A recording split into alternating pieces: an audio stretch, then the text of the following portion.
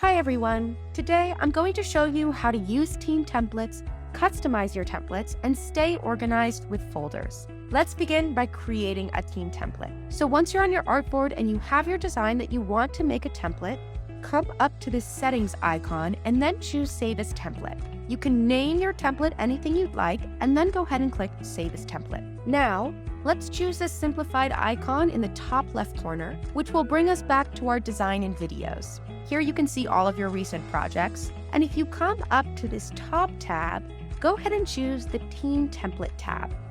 You can see that your team template is now here, and anyone who has access to your workspace can view your team templates. I like to think of templates as blueprints that can be built upon, changed, and enhanced.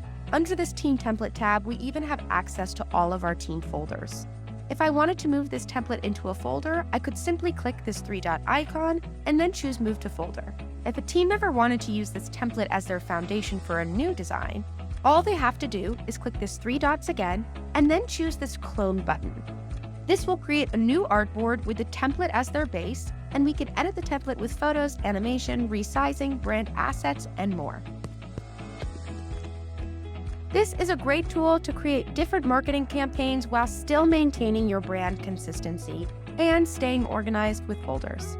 Thanks for watching, guys, and we'd love to hear from you in the comments. Check out our other tutorials to see how Simplified's design tools can help you every step of the way. See you there.